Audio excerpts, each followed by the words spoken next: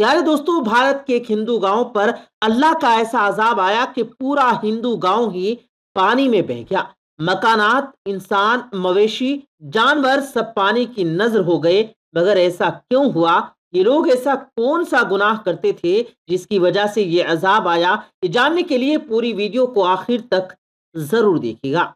प्यारे दोस्तों, आज हम जिस गांव का जिक्र करने जा रहे हैं वो गांव भारत के शुमाली इलाके में वाक़ था, जिसका नाम भूमि दान था, जहां कसेरी तादाद में हिंदू आबाद थे।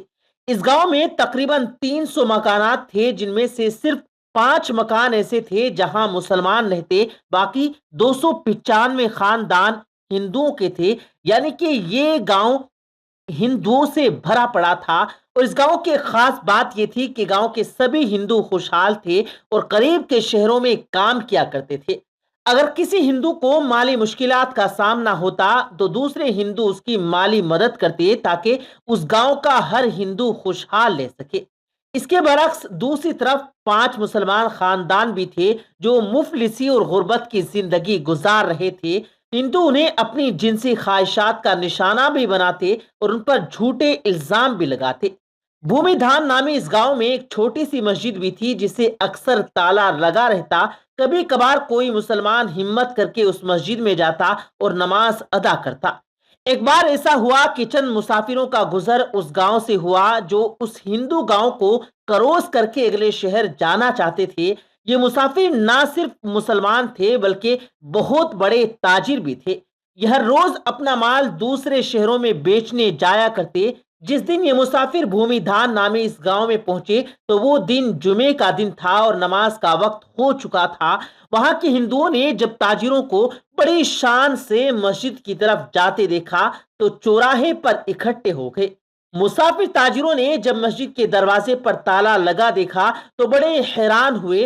खैर, उन्होंने मस्जिद के करीब पहुंचकर एक मुसलमान शख्स के घर से चाबी ली और मस्जिद में दाखिल हो गए। उनमें से एक ने आवाज़ बुलंद अजान दी ताकि आसपास के मुसलमान भी नमाज अदा कर सके। नाज़रीन गिरामी, जब मकामी मुसलमान मस्जिद में आ गए तो मुसाफिर ताजिरों में से एक शख्स ने सूरत हाल भांपते हुए तकरीर शुरू की। गांव के गैर मुस्लिम मस्जिद के बाहर खड़े तकरीर सुन रहे थे। यही वजह थी कि तकरीर करने वाले ने गैर मुस्लिमों को अल्लाह के अजाब से डराया और लूत अलैहिस्सलाम की कौम का हाल बयान किया कि कैसे वो हम जिन्स परस्ती में मुब्तला हुए और अल्लाह ने उन पर अजाब नाजिल कर दिया। जबकि तकरीर करने वाले शख्स ने मुसलमानों पर जुल्म ढाने वालों को बदतरीन अंजाम से भी आगाह किया। उसके बाद जुमे की नमाज अदा की गई और ताजिर अपनी मंजिल की तरफ रवाना हो गए। दूसरी तरफ गांव के जो नॉन मुस्लिम जिन्होंने तकरीर सुनी थी, बजाय इसके कि मुसलमानों से अच्छा सलूक करते, उनमें ऐसी खराबी पैदा हुई कि जिसका किसी ने यकीन नहीं किया था। भूमिधान नामी इस गांव के गैर मुस्लिम हम जिन्स परस्ती में मुब्तला हो गए। गांव के पंडित ने मुसलमान ताजिर की तकरीर सुनी तो उसने यही कहना शुरू कर दिया कि मुसलमान झूठ बोलते हैं। मर्द का मर्द से जिनसी लुत्फ हासिल करना या औरत का औरत से जिनसी लुत्फ हासिल करना कोई बुराई नहीं है। साथ ही साथ पंडित ने गांव के गैर मुस्लिमों को भी ये दावत दी कि तमाम हिंदू भी इस घिनौने फैल को अपना लें। अगर मुसलमान सच्चे हैं तो हम भी देखते हैं कि कैसे हम पर अजाब आता है। उसके बाद पूरा गैर मुस्लिम गांव पंडित की कही हुई बात पर अमल करने लगा। भूमिधान नामी गांव में रहने वाले गैर मुस्लिम मर्दों से जिनसी ख्वाहिश पूरी करने लगे। भूमिधान नामी गांव में रहने वाले गैर मुस्लिम अपनी जिनसी ख्वाहिशात मर्दों से पूरी करने लगे और हिंदू औरतें भी लज्जत के लिए दूसरी औरतों का इस्तेमाल करने लगी। गांव में रहने वाले मुसलमानों ने जब ये देखा तो उन्हें समझाने लगे कि ऐसा करके तुम अल्लाह के अजाब को दावत दे रहे हो। मगर वो कहाँ मानने वाले थे। जब उनके जिनसी जराइम हद से बढ़ गए तो पांचों मुस्लिम घरानों ने उस गांव से कूच करने का फैसला कर लिया। जिस दिन मुसलमानों ने गांव छोड़ा उससे अगली रात अल्लाह का कहर नाजिल हुआ और पूरा गांव सैलाब की लपेट में आ गया और तमाम गैर मुस्लिम अपने मकानात और बच्चों समेत पानी में बह गए, क्योंकि अस्तगफिरुल्लाह उन्होंने अल्लाह के कहर को दावत दी थी। प्यारे दोस्तों, जब जनाब लूत अलैहिस्सलाम की कौम ने भी ऐसी ही नाफरमानी की तो उन पर भी सख्त अजाब आया। حضرت جابر بن عبداللہ رضی اللہ تعالیٰ عنہ سے روایت ہے کہ جناب رسالت آپ صلی اللہ علیہ وآلہ وسلم نے ارشاد فرمایا، سب سے زیادہ اندیشہ مجھے اپنی امت پر قوم لوط کے فعل کا ہے۔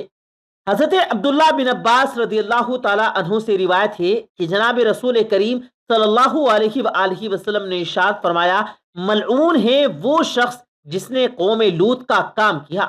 حضرت عبداللہ بن عباس رضی اللہ تعالیٰ عنہ سے روایت ہے کہ جناب رسول کریم صلی اللہ علیہ وآلہ وسلم نے فرمایا، اللہ رب العزت نگاہ نہ فرمائے گا اس شخص کی طرف جس نے مرد یا عورت سے اغلام کیا۔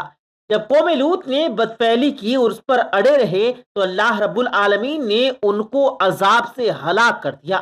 قوم لوط کا قصہ تفصیل کے ساتھ کتابوں میں تفصیل سے مل سکتا ہے۔ مختصراً یہ کہ قوم لوط کی بستیاں نہایت زرخیز اور پھلوں سے بھرپور تھی۔ جب ان کے اندر بدفعلی بڑھ گئی تو اللہ رب العالمین نے حضرت ابراہیم علیہ السلام کے بھتیجے حضرت لوط علیہ السلام کو اس قوم کی طرف نبی بنا کر بھیجا، تو انہوں نے قوم کو اس برے کام سے روکنے کی کوشش کی اور اللہ رب العالمین کا تعارف بھی کرایا، مگر اس قوم کی سرکشی اتنی بڑھی، وہ کہنے لگے کہ اگر سچے ہو تو ہم پر اللہ کا عذاب لے آؤ۔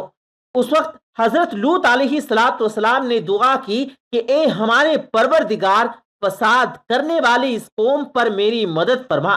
اللہ رب العالمین نے دعا قبول کی اور قوم پر 3 عذاب مسلط کر دیے گئے۔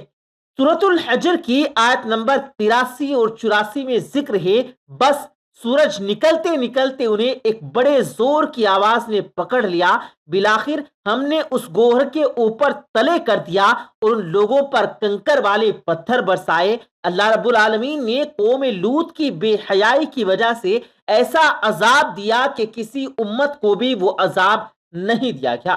اسی لیے حدیث پاک میں قلم ہے کہ جس کو بھی قوم لوط جیسا عمل کرتے پاؤ تو فاعل اور مفعول دونوں کو قتل کر دو۔ ایک روایت میں تو یہ فرمایا کہ جو شخص چوپائے سے بدفعلی کرے اس کو اور جانور کو دونوں کو قتل کر دو۔ ناظرین گرامی، ابن ابی دنیا نے محمد بن مفکر رضی اللہ تعالی عنہ سے روایت کی ہے کہ حضرت خالد بن ولید رضی اللہ تعالی عنہ نے خلیفہ اول حضرت ابو بکر صدیق رضی اللہ تعالی عنہ کو لکھا کہ رب کے اطراف میں بعض ایسے لوگ پائے جاتے ہیں جو عورتوں کی طرح مردوں سے نکاح کرتے ہیں۔ تو حضرت ابو بکر صدیق نے صحابہ کو جمع کیا، جن میں مولا علی مرتضیٰ بھی شامل تھے، اور فرمایا کہ اغلام ایسا گناہ ہے جس کو کبھی کسی نے نہیں کیا، جس کو کسی نے نہیں کیا سوائے قوم لوط کے، اور اللہ رب العالمین نے اس کی جو سزا دی وہ سبھی کو معلوم ہے۔ میری رائے یہ ہے کہ ایسے شخص کو آگ میں جلا دینا چاہیے۔